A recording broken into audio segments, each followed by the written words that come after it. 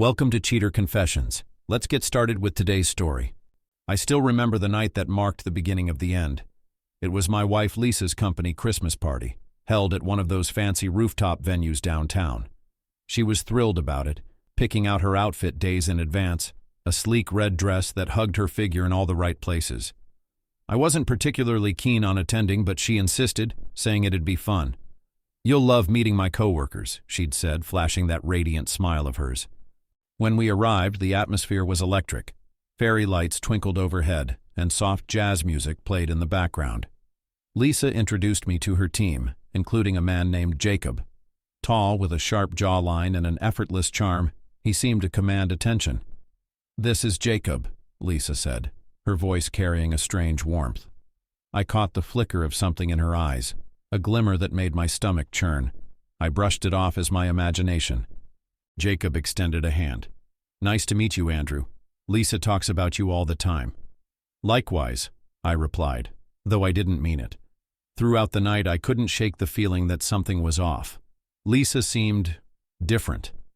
She laughed too hard at Jacob's jokes, her gaze lingering on him a beat too long. At one point, she excused herself to get a drink, and I noticed Jacob slipping away not long after. Instinct took over, and I followed. I found them in a secluded corner of the terrace, their faces inches apart. When they saw me, they froze, as if caught in a spotlight.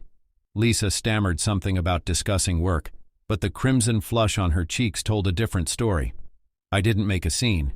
Instead, I plastered on a tight smile and walked away, hoping I was wrong. But I wasn't.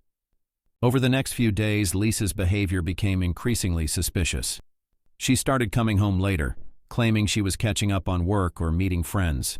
The once easy and playful conversations between us grew shorter, often feeling forced.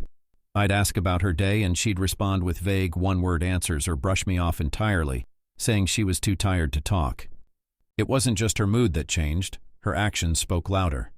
Her phone, once casually left on the kitchen counter or nightstand, now rarely left her side. If I walked into a room, she'd angle the screen away or lock it quickly, pretending to be busy. Sometimes I'd catch her typing furiously, only to have her stop the moment she noticed me. The warmth we once shared had cooled, and my gut screamed that something wasn't right. The most telling sign, however, was her complete avoidance of intimacy. Lisa, who used to cuddle up on the couch with me or reach out for a hug after a long day, now kept her distance. Nights in bed felt colder, both literally and figuratively. If I tried to initiate something, she'd find an excuse. Headaches, stress, exhaustion. It was as if an invisible barrier had grown between us, one I couldn't seem to cross no matter how hard I tried. One evening, after yet another vague excuse about needing fresh air, I decided to follow her. She'd been leaving the house more frequently, always with some flimsy explanation, running errands, catching up with a friend, needing some alone time. I felt like a fool sneaking behind my own wife, but the growing weight of suspicion left me no choice. She drove across town to a dimly lit cafe tucked away on a quiet street. My heart sank when I saw Jacob sitting at a corner booth, already waiting for her. Lisa parked, got out, and walked in without hesitation. Through the window, I watched them greet each other. Jacob smiled broadly, his hand lingering on her shoulder just a second too long as she slid into the seat across from him. They sat close, their heads tilted toward each other, sharing quiet laughter. My chest tightened as I observed their easy camaraderie, something that had been missing between us for weeks.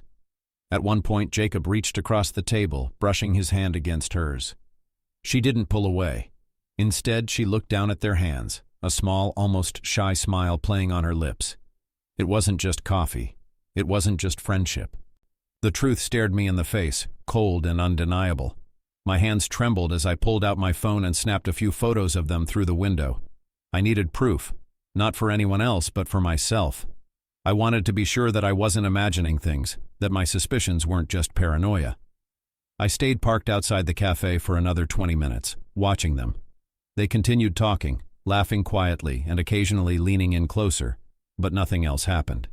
No kisses, no further physical contact, at least not while they were there. Eventually, Lisa stood up, hugged Jacob briefly, and left. I followed her at a safe distance, my stomach in knots as I watched her car turn into the driveway. Not wanting to arouse suspicion by arriving right after her, I drove to a nearby store and picked up a few things I didn't really need, just an excuse for being out of the house.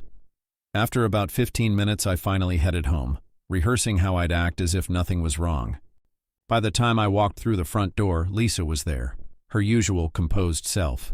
She looked up from the couch, where she was casually scrolling through her phone, as if she'd spent the entire evening alone, clearing her head. "Oh, hey," she said, glancing up briefly. "I didn't hear you come in." "Yeah," I muttered, holding up the bag of random items. "Just went to the store real quick to pick up some stuff." She nodded, but I couldn't let it go. "Where did you go tonight?" I asked, trying to sound casual. She hesitated, her gaze momentarily darting to the side before she replied, "I just needed to get out for a bit, you know? Took a drive, got some air." I knew she was lying. I had followed her. I had seen everything. The photos on my phone were a stark reminder of what I had witnessed. Without another word, she stood up and stretched before heading upstairs. That night, I lay awake in bed, my mind racing. The photos kept flashing in front of my eyes. The way Jacob touched her hand, the way they laughed together, the look in her eyes that I hadn't seen directed at me in months. Her excuses felt hollow now, like a thin veil over the truth. How could she lie to me like this? I couldn't shake the feeling that something was going on between them. The idea gnawed at me, turning into a suspicion I couldn't silence. The next morning, after another restless night, I decided I couldn't sit around anymore, wondering if my gut feeling was right. I made up my mind. I would hire a private investigator to follow her, find out the truth once and for all. I spent my lunch break searching for reputable investigators in the area, and finally called one who came highly recommended. After explaining my situation briefly, I set up an appointment for the next day to discuss the details. Just making the call felt like a step forward, but it didn't ease the heaviness in my chest.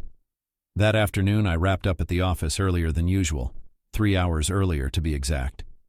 When I pulled into the driveway, I noticed a car parked in front of the house that I didn't recognize. I knew Lisa had the day off from work, so it wasn't entirely strange that she might have invited someone over, maybe a friend of hers. But not recognizing the car set my mind racing, and a cold sweat started to form as unease crept over me.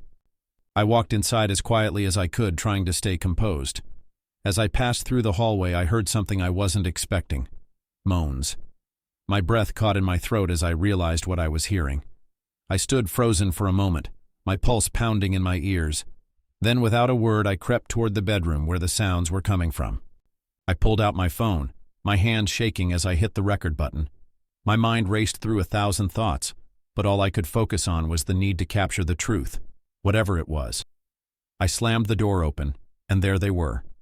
Lisa and Jacob, tangled together in my bed. I couldn't breathe.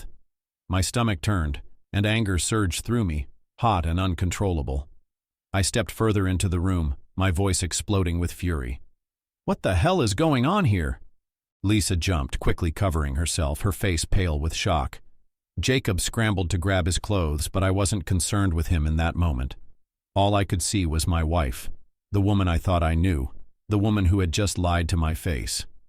"Andrew, I can explain," she stammered, her voice shaky, but I was beyond listening. "Explain?" I spat, the anger bubbling over. "Explain what, Lisa? That you've been lying to me? You've been sneaking around behind my back and now I catch you in my own damn bed?" Jacob, who was scrambling to get dressed, started moving toward the door. My eyes flicked to my phone, still recording in my hand. Quickly, I stopped the recording and shoved the phone into my pocket, my hands trembling with fury. I wasn't about to let him walk away so easily. Without thinking, I lunged at him, landing a solid punch across his face. He staggered back, clutching his jaw, but my rage didn't stop there. "Andrew, stop!" Lisa screamed, her voice frantic, but it only fueled my anger. I tackled Jacob to the floor, pinning him down as he tried to shield himself. My fists rained down on him, all the frustration and betrayal pouring out in a blur of movement. "Andrew, please!" Lisa yelled, pulling at my arm, but I shoved her off as I grabbed Jacob by the collar of his shirt and dragged him to his feet. "Get out of my house!" I roared, shoving him toward the door. He stumbled but didn't argue, practically sprinting out as I slammed the door behind him. Breathing hard, I turned back to Lisa, who was standing there, tears streaming down her face. "What the hell is wrong with you, Lisa?" I demanded, my voice trembling with a mix of anger and heartbreak. How could you do this to me? To us? Lisa didn't speak at first, staring at the floor as if she couldn't look me in the eye. Then her voice was barely a whisper. I don't know. I'm sorry. It just happened. Don't give me that, I shouted, pacing. It didn't just happen. You planned it. You've been sneaking around and you didn't even have the decency to tell me the truth. She finally looked up at me, tears in her eyes. I never wanted to hurt you. I didn't know how to stop. It was easier to hide than to face you. I shook my head, the weight of her words hitting me like a brick. Easier? So what, you thought I wouldn't find out? That I wouldn't notice the lies? I stood there, my chest tightening, trying to breathe through the pain. I trusted you, Lisa. I gave you everything I had, and this is how you repay me? My voice cracked, but I didn't care. And now all I have is this mess. Lisa opened her mouth as if to speak, but quickly closed it again. There were no excuses left, no explanations that could undo the betrayal. The silence between us was suffocating, but I knew what had to be done. I'm filing for divorce, I said firmly, my voice void of the emotion still tearing me apart inside. Her face fell, her lips trembling. Andrew, don't, I cut her off. I don't want to hear it.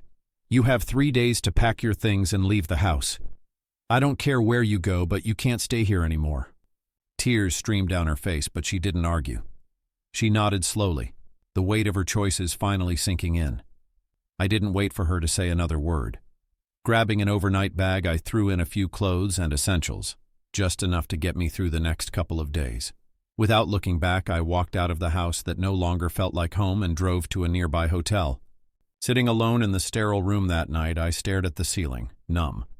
The weight of what had happened crushed me, but at least I knew I was taking back control of my life.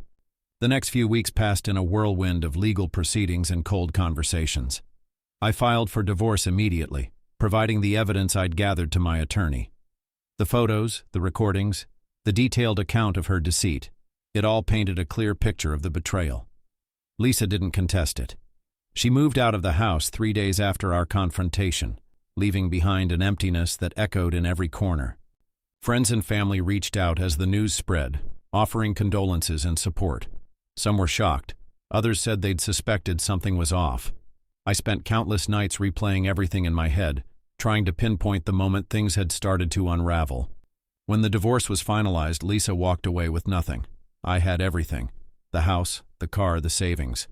In the end, it felt like she'd lost it all, not just materially, but emotionally as well. Months later, I heard whispers about Lisa and Jacob. They'd been together for a while after everything that had happened, but it didn't last. I found out that, after a year of being together, she'd cheated on him, just as she had with me. The irony wasn't lost on me. Life certainly had a funny way of working things out. As time passed, I began to rebuild my life. I met someone new. Her name was Sarah. She was kind, funny, and patient. Though I was still cautious, I found myself looking forward to what could be. We took things slow, no pressure, no rush. I wasn't ready to dive into something serious just yet, but there was a part of me that believed in love again, even if it was just a spark. And that was enough for me. I had learned that time, no matter how hard it seemed, had a way of healing wounds. And with that, I was ready to embrace whatever came next. Thank you for watching.